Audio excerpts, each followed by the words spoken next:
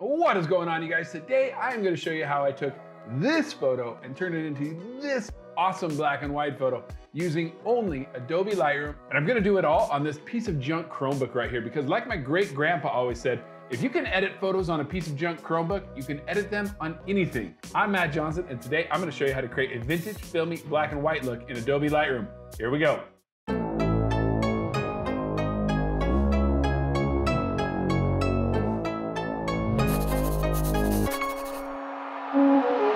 Let's get to work on this beauty. Since it's been a while since I did anything on this piece of junk little Chromebook here, I did want to come in and make sure my Lightroom was fully up to date. So I came in here, updated it. We're ready to go. Let's jump into Lightroom here. Here's the photo we're going to be working on. An absolute work of art, absolutely beautiful photograph. It's going to be absolutely amazing. So let's turn this bad boy into a beautiful, filmy, vintagey, grainy black and white. Here we go. Normally I would use auto to kind of get things rolling along here, but I tried it and I don't like it. I don't think it looks very good at all. I'm gonna undo that with a little Control Z here on my Chromebook.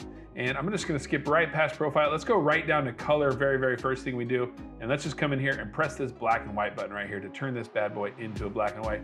Ugh, that is not looking very good, but let's keep working on it.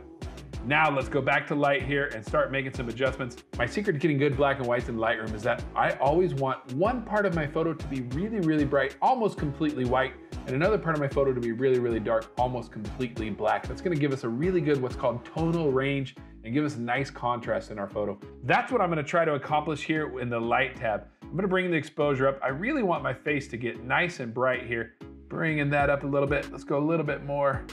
A little bit laggy on this thing, but that's all right. And so I'm definitely getting parts of my photo that are really bright, definitely getting a lot of white back there, so I'm feeling good about that. Now let's work on making things dark. I'm gonna do that by using this black slider right here. I'm gonna drag this down. And I just wanna kind of watch this part down here. Here's kind of the darkest part of the photo right there is that underside of my beard. I'm gonna really crank that down with this black slider, get that nice and dark. Now I'll play around with all these in-between ones. Maybe I'll bring down the highlights just a little bit, bring up the shadows just a little bit, just to open up some of that darkness. It's still gonna maintain the darkness, and then bring up the whites just a touch, just a little bit, just to get a little bit more contrast and pop back there. Once I have all those done, then I grab my contrast slider and drag that either left or right, depending on the look I'm going for here. I'm actually gonna bring the contrast up a little bit. We're gonna do a cool little trick later on with something called curves. That's gonna bring that contrast back down a bit, but still give us a really cool look. Let's go now down to the color tab.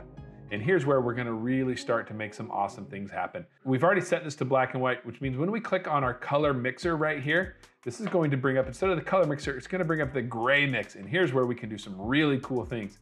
I'm gonna turn black and white off for a second so you can see my shirt in this photo is blue, right? So turn that back on. I'm gonna click on the blue circle right here, and you can see when I do that and click and drag to the left, watch my shirt there.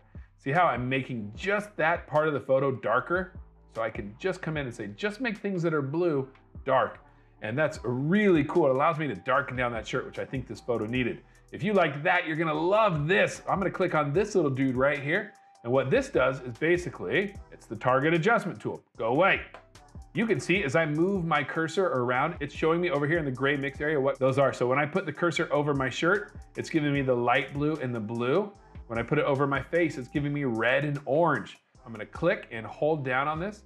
And this is a little bit glitchy, but you can see as I drag left, those numbers will either go down, or as I drag right, those numbers will go up. It's a little bit glitchy here on this Chromebook. I don't know how you guys use these things, if I'm being honest, but we're gonna figure it out. So you see, I can go all the way to -100, which let's not do that. And all the way to +100, which is obviously way too bright. Maybe I just kind of go back and forth here and just kind of figure out where I like it. Whoop, I jumped down into the negatives again there. This is a little bit glitchy here. Let's go about +14 or 15. I like the looks of that. That gave me that nice bright skin tone that I wanted while still keeping that good contrast in the beard. I want to make the shirt darker now, so I'll just click on the shirt and drag that. Whoa, that jumped all the way up to +100. Let's darken that down a little bit. Let's go like -60 there. That gives me a nice dark blue shirt, nice blackness there that I really like.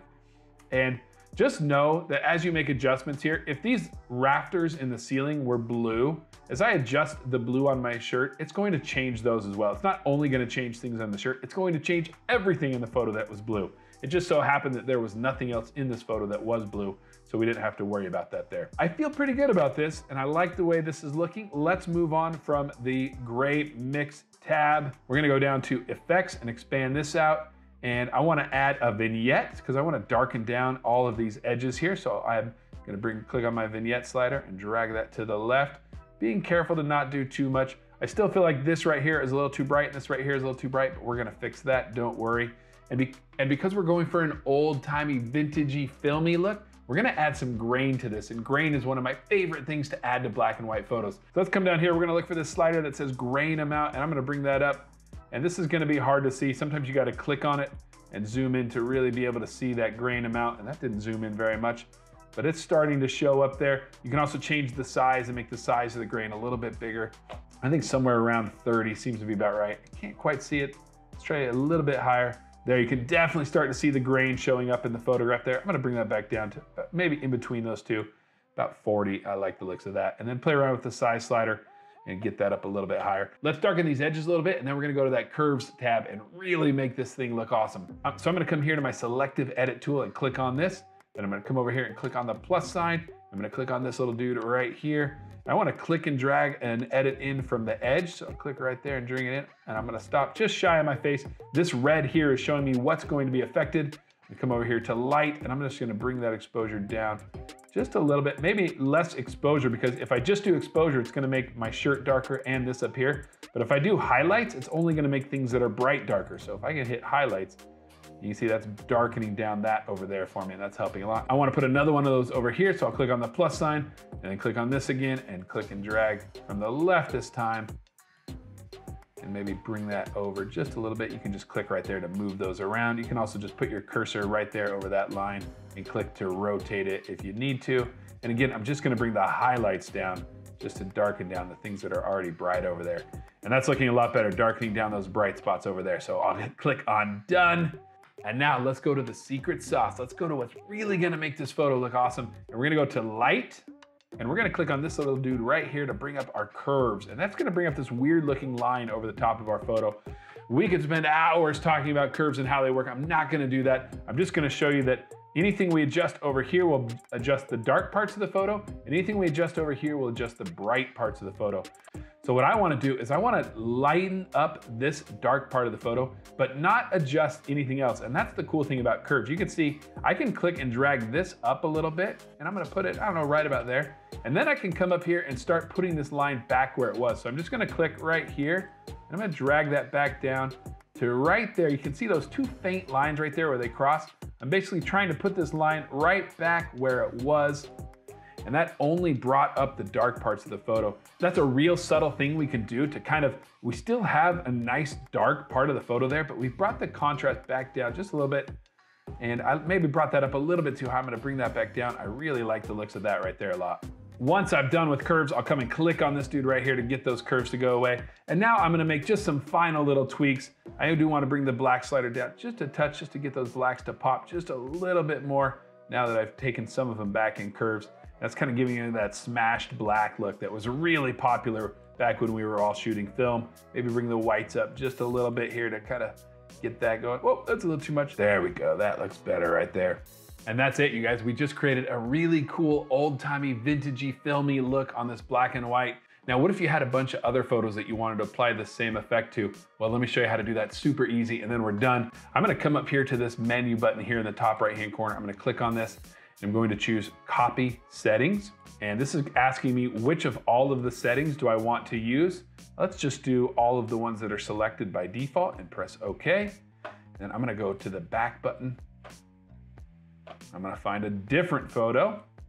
Once that photo is loaded up, I'm gonna click on this little button right here, and you'll notice paste settings is not there. That's because you have to expand the edit button first. You can see once I've clicked on that, now I can click on this button right here, and I can choose paste settings. And that's gonna take all of those adjustments we made on that previous photo, and it's going to apply them to this one. Now this photo was taken in a different spot and it's not exactly the same, so I am gonna need to go in and tweak this one a little bit to get it to look just right. But that is gonna save me a ton of time. There you go, you guys. We just learned how to make a awesome black and white, vintagey, filmy look using Adobe Lightroom. And we learned how to take those settings that we use and apply them to other photos in Lightroom. Hopefully you learned some good stuff. If this video was helpful for you, please hit that like button. Please subscribe to the channel, and please have an amazing day. See ya.